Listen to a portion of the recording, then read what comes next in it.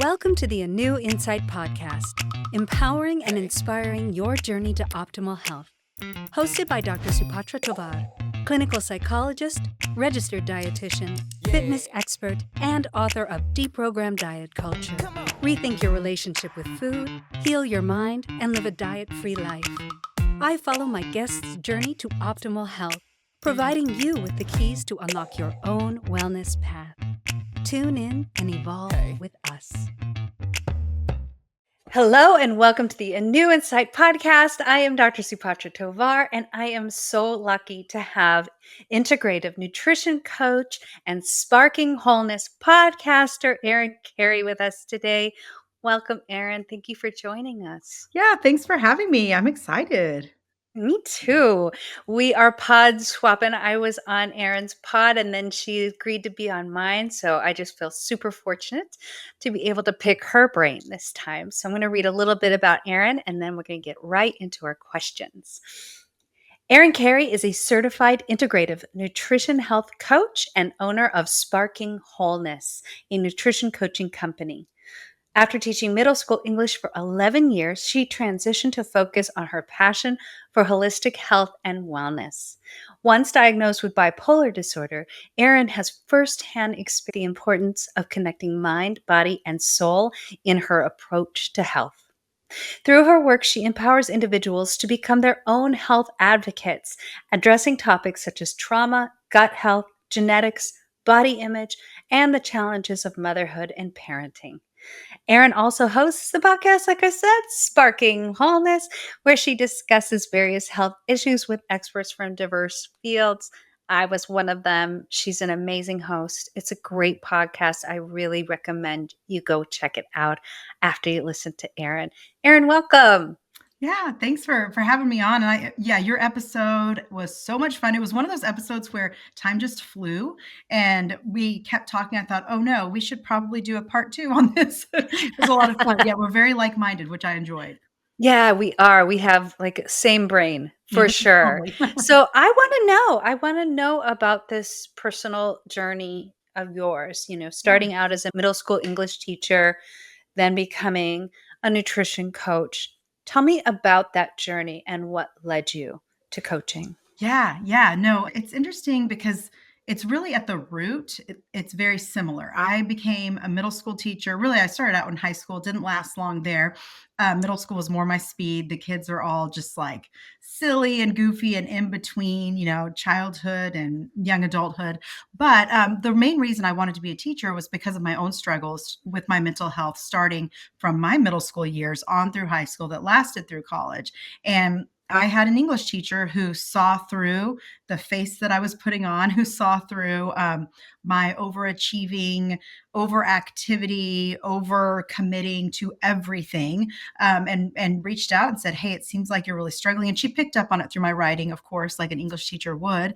And that really stood out to me because I had worked so hard to put on a mask to separate what was going on inwardly and what was going on with the suffering that I was experiencing inside and how I presented myself outside. So that the fact that she saw through really spoke to me and made me go, wait a minute, I want to be that person. Because once I came out of that experience and kind of was on the journey to healing, and it was a very rocky path, it was like, well, I want to be that person for kids. And so it started out for the same reason that I do what I do now with coaching, because I very soon found out, right, that especially with teachers in the teaching world, adults are also struggling with their mental health, and adults are struggling with feeling overwhelmed and overcommitting to things and being overscheduled and not really being able to stop and take a breather. Teachers specifically, I know I sometimes lump teachers and nurses in the same category because they're so in it for people, but they don't even stop to go to the bathroom, right? Mm-hmm. So I went into coaching about 11 years into my teaching career, mostly just because I was going to stay home with my third child. I was having a third baby, and I got involved in the health and wellness industry, and I started promoting just some of what I had been doing for my mental health in social media. And I got a lot of really good positive feedback from that, and realizing, wait, people need these tools. People need the tools that I've found to help bring relief to symptoms. I mean, I can say now that I've been symptom free from I was diagnosed with PTSD first, then depression, then bipolar disorder, all by the time I was 18. And so I am now walking symptom free from those things, as symptom free as you can be from PTSD. But I'm definitely walking symptom free from bipolar disorder and depression for close to 15 years, maybe longer. Sometimes I joke, ask my husband, because we've been married for 15 years, and he always says, he's a trauma therapist actually, and he always says, I've never really seen you hypomanic. I've never really seen you depressed. He's seen like a seasonal depression sometimes kick in for me, and just me feeling very overwhelmed, but he's never seen me extremely unstable. So I've definitely been in a good, solid place, living symptom free for over 15 years. So that's, that answer was very multi-layered. So very, but it certainly is a journey, and it takes a lot to get to where you are now in terms of feeling symptom free and just thriving. If you could give a picture, as much as you feel comfortable, what do you think were the factors that led to these diagnoses? So many factors. And I think, just for listeners to hear, that it's never just one thing. I think sometimes we get caught up in this, especially now as functional medicine is getting more popular. People are like, I want to find the root cause, right? As if there's one. There are so many layers. And my story is a very multi-layered story. And even stemming from childhood and infancy, I struggled. My mom would say I was just a sick baby. I struggled with ear infections all the time. I had colic. I was very emotionally reactive, even as a baby. And I was very sensitive to my environment, even as a baby and as a young child. Now, I think I may have qualified. Looking back, I could have qualified probably for an ADHD diagnosis also early in elementary school. But, they didn't diagnose girls with ADHD back then. I just knew I was really sensitive to people, to input, to not getting enough sleep at night, to food. I had ruthless sugar cravings. At one point, I always joke about this. By the time I was in high school, at one point I had 8 Boston cream pie Dunkin' Donuts in one setting. I wasn't even full. I just kept eating them. It was this strange, I just had this insatiable desire for sugar and sweets. I don't know if I was looking for serotonin or dopamine, or even if there's something going on with my gut. I had had rounds and rounds of antibiotics all throughout my childhood, lots of strep throat.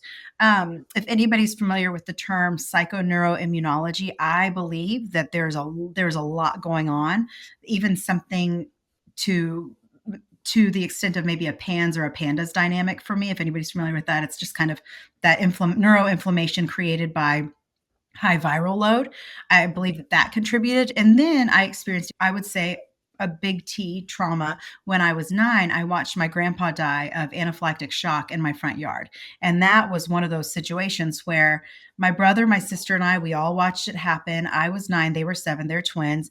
And every single one of us, and I know you'll appreciate this for sure from a psychology perspective, every single one of us was impacted in a different way. My sister did not really experience PTSD symptoms, kind of got over it. As I say, get over it very loosely, right? Like, she recovered, she bounced back, she was resilient. My brother and I really struggled. And so I think that there are even some dynamics there, just based upon our makeup, whatever that is, whether it's genetically or nutrient wise, or maybe some previous trauma that we inherited in our DNA. Who knows, right? But we both really struggled. So for me, I was just having a lot of depression pop up between 7th and 8th grade, and flashbacks from that event. And I couldn't watch certain movies where characters would die. I still struggle with that. There are certain movies that, like, my husband and even my kids know, they're like, if there's a death in it, mom can't watch it because it just takes me back. And that's when I first entered freeze mode and I started dissociating. And so that freeze mode and dissociation turned into depression. So around that same time, I was having hormonal imbalances and I was put on the birth control pill. And in order to suppress my cycle so that I would not have such strong periods, so that I wouldn't be anemic, all the reasons that a lot of times they'll put young girls on the birth control pill. Well, we do know now, we have the studies that it increases anxiety and depression, specifically for teenage girls, for all women, but a large portion of teenage girls are affected by this. And so for me, within a year of that, my depression just got worse. And I will say, for people who don't know, the birth control pill depletes B6. B6 is a crucial cofactor for creating serotonin and dopamine. But the birth control pill also can impact enhanced intestinal permeability. So I likely already had some gut issues, maybe some gut brain dynamics gone awry because of all of my antibiotics that I had been prescribed as a young child. And so then you throw in the birth control pill and deplete me of B6 and mess with the gut. And it was like, well, pretty soon they put me on. I think the first antidepressant I was on was Zoloft. And Zoloft, and this will tie into what we probably will be discussing in a little bit, but Zoloft caused me to gain about 25 pounds within a year. And so, so you just keep adding to these layers of, I just felt like I couldn't catch a break. And even with the Zoloft, I still struggled with depression. I still crashed. I still had these periods of extreme go, go, go, do and achieve. And then on the weekends, I would just lock myself away, dissociate, read fiction for hours and hours, and reading and writing. And that's why I ended up wanting, like I said, to be an English teacher and study English literature. It became an outlet for me to take me away from the real world. But there were a lot of struggles along the way. Even through high school, I still struggled with immune health issues. I was sick. My senior year of high school, I know for sure I was absent at least once a week because my friends, they made a little card for me to put on my desk when I was absent, and they just called it Erin's off day. It was Erin's off day because they knew I was either tired, I was, my throat hurt because I had chronic strep things going on. I mean, it was just wild. So by the time I was a freshman in college, I was diagnosed with mononucleosis, but I could not slow down. That's when I started experiencing symptoms of hypomania. And I would stay up for all hours of the night. And I think looking back again, when we look back, we see things so clearly, right? But I do think that there was for sure some brain on fire dynamics going on. I think my immune system was over signaling to my brain. There was probably some overactive immune activity at the brain level that was creating these hypomanic episodes. And I was very self-destructive. Eventually, I found out that I could, once I got on medication, the heavy duty psych meds, I could self-medicate with alcohol and really just kind of take myself out of my body until I ended up finding myself pregnant my senior year of college. And that was the ultimate wake up call, like, oh my gosh, what is going on? Now I really need to figure out what to do. Somehow I made it through college okay, but my social life, my inner critic was very, very loud. I felt so broken. I felt angry that I had been given what I thought I had been given gifts to write and to achieve academically and to get involved in activities. I felt like I had all these gifts and abilities that I could not use because I was broken, because my brain couldn't work right. And it was extremely frustrating. And I know so many people are experiencing this right now, right? And especially our teens are suffering from this. And so I thought I was alone at the time. Now we're seeing an abundance of this, but I didn't know anybody else growing up that struggled the way I did. If they did it in secret, It wasn't as talked about. I didn't know anybody else taking medication. I definitely didn't know anybody else on lithium or Depakote or Tegretol or these extreme psych meds that many of them cause me to hallucinate or have terrible side effects or things like that. So that's kind of I'll pause there. I will say getting pregnant with my daughter, even though I thought that was like the ultimate worst, scariest thing that could happen to me, because I had to get off of my meds at that point to have a healthy pregnancy, it ended up being the thing that saved my life. Wow. There are so many layers to your history. And you have really kind of identified a lot of the stressors, a lot of the difficulties that you faced, a lot of the pressures, especially as you were getting into college. And now, when you can look back, you can look at it from a nutrition lens. Oh my goodness. When you examine your childhood, and I think that this is so important when we are counseling parents in how to take care of their child in terms of what nutrition to provide them, what do you feel like you might not have had enough of or too much of when you were young?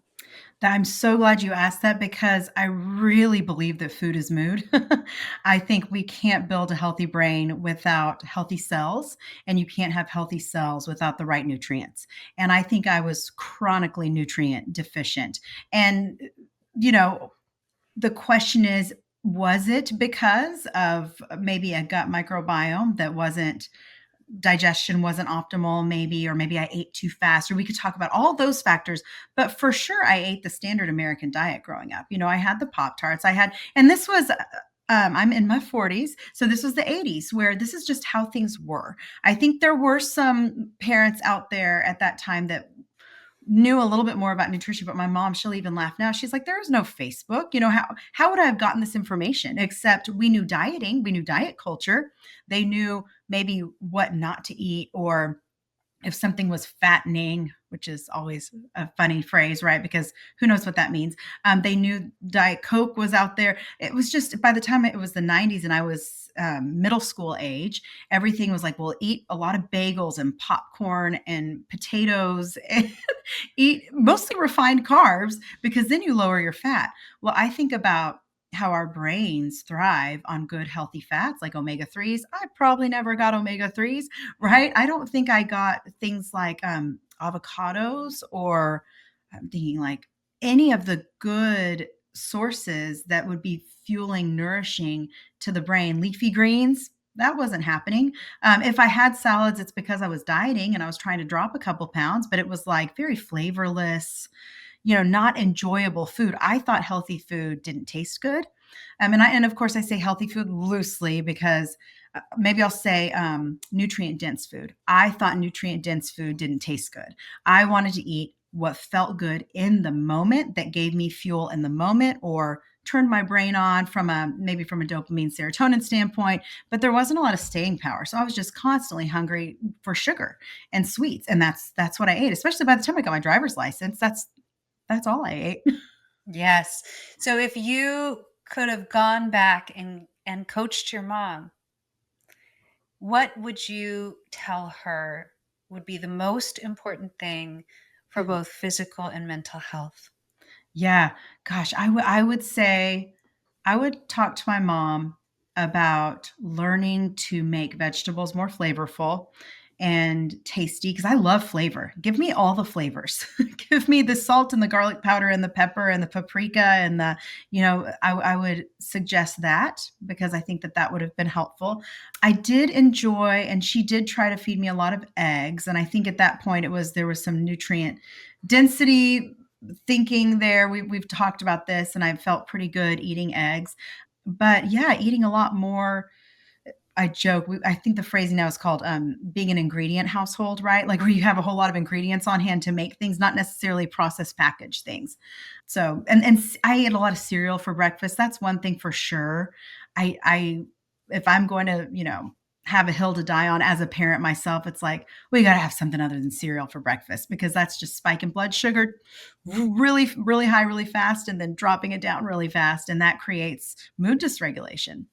Yes, I would say that, moms from the 70s and 80s were swept up in the convenience craze that Yes. came at that time. You had a lot of, like, that's when Hamburger Helper Yep. came out, and you Rice-A-Roni. had like rice-a-roni, and you would make meals from Campbell's soup. Mm. Remember how you'd Oh, like make a yes, casserole never from your Campbell rolls. soup cans? Mhm. That was a time when I think it was touted as this innovation and convenience, and to make moms' lives easier. So we can Mm. never blame them for Right, that. That was the right. product of some really good marketing, just like we're Totally. seeing all throughout the ages. You've Mhm. seen in the 50s, the marketing was different. It was just like, how could you be the perfect housewife? And how much Mhm. time can you put in to making these homemade meals? 70s and 80s were like, women were starting to get out there and work, and they didn't have all that time to home make their Absolutely, bread yeah. and do things like that. So to have the convenience foods were really helpful. And they were Mhm. also, convenience foods were kind of touted by like astronauts and stuff. We would like, oh, well, the astronauts use this food. Oh, Tang, we should probably Mhm. feed that to our Mhm. kids too, because they're so healthy. So we have had a Right. lot of influence coming from food corporations that influenced your mom. So Mhm. it's really good to know what you would tell her now, and just how sensitively you might inform her about what we know about nutrition and how it affects both physical and mental health. Yeah. So I want to transition a little and find how the podcast came into being for Mhm. you. How did you create this? How did you get it going? And how did you make it successful? Yeah, that's a good question. And I think something that is so important to bring up first is the shame that comes with the stigma of a diagnosis like bipolar disorder, because it is a disorder that people joke about like it's weather, right? Like this person's just crazy and they're going to flip moods out in an instant. That's not how it was for me, right? But I still lived with the shame. I mostly, and at the time when I was diagnosed, they didn't distinguish between bipolar 1, bipolar 2, but I think I now looking back, I mostly probably identified with that heavier depressive episodes, but then I would have those brief periods of hypomania. I didn't have extreme mania unless it was induced by a substance, which happened with marijuana, and or it was induced by a virus or something like that, like with the when I had mono. And so there's so much stigma that came with that diagnosis that even when I was teaching, I for sure did not want a principal to know that that I had bipolar disorder, right? Like I didn't want to be that person with the label on, because people are people, and most people don't even know what bipolar disorder is, and they're just going to make a quick judgment call. And that's what we do as people. It's a very human thing. And so it was hard for me. I would maybe mention I struggled with depression here and there to people, or I would call it anxiety, because hypomania could maybe look a little bit like anxiety, right? So I would say things here and there because I am a very vulnerable person and I have struggles, and that's just a big part of how I share and how I relate to other people, is that I am not exempt from struggles. But I never really went public about anything until it was 2018. I started sharing my story. And at that point, I felt like my symptoms had stabilized enough to where I could share about it and it wouldn't be super triggering for me to even get any kind of weird, because I've gotten a lot of really interesting responses when I started sharing about my struggles. It's amazing what will fill your inbox when you get that vulnerable, right? And one person was, I've been accused of being anti-medication, even though I was medicated for 18 years. One part of my story is that I'm not. I've been med free for over 10 years because I've been able to find stability with other tools. But I have to say that very carefully because I don't want anyone to think that there's something wrong with them for taking meds. I don't want people to think there's something wrong with them when the meds don't work, right? Like it's such a nuanced topic. So I didn't start sharing until 2018. And when I shared, I received all sorts of input, but mostly positive. It was mostly positive. People wanted to know more. People wanted to learn what I had done to keep my symptoms in essentially remission, and what daily habits I was incorporating to feel so good for such a long period of time, because that's not always talked about. We hear the horror stories, right? We hear the dark sides of depression, the dark sides of bipolar disorder. We hear about the epidemic and how many people are struggling. Like I even referenced it myself a minute ago. So many teens are struggling, but we're not hearing the hope. I think it's really, really important to hear that just because you struggle with something that's a quote mental illness, it doesn't mean that you're going to suffer from it for the rest of your life, right? And for me, I was told I would always struggle, and that's just not true. And so I experienced a massive wave of positive feedback when I started sharing, and then I started digging into things more, because at that point I had already gotten my certification from the Institute of Integrative Nutrition. And then I was like, well, I got to learn more. So I started my podcast essentially because I wanted to learn more. I wanted to interview people like you. I wanted the education, and I wanted to get like up close and personal with the experts, because what better way? And it was really, so I started the podcast fall of 2019. And it was spring of 2020 when COVID hit. And that's when the topic of mental health, of course, started getting a little bit more front and center situationally. And so it blew up from there. And that was really amazing. I was able to be more picky about selecting my guests and finding out, really streamlining, this is what I want to talk about. I focus a lot on just anything mental health related, but whether that means hormones, because our hormones as we age as females, that's going to impact mental health, but it could be specific issues that are root causes. It could be, I interviewed somebody recently about it was chronic fatigue, but she called it myalgic encephalitis, neuroinflammation. And so just getting really nitpicky about topics has been fascinating for me. And so the podcast has just been an amazing outlet for me to learn, but also to share more stories of hope and healing, because there are so many people out there who are sharing, yes, we can heal, but not everybody is hearing that from your regular news sources. So that's been really amazing. I ended up getting another certification from the School of Applied Functional Medicine, which just taught me more about the interconnectedness of all things in the body, that of course the brain and the body are not separate, and what is the interplay with hormones and nervous system and detoxification and gut health and circulation, and how are we all just a complex spider web of symptoms and causes and issues, and how can we unravel that and learn to again, essentially create an environment for healing, because it's not that we can't heal, we just don't always have the environment for healing, right? And that is mind, body, spirit related. So that's where, so then I ended up, I guess I'll end on the fact that I do have a book coming out in September. So that's going to be my newest way.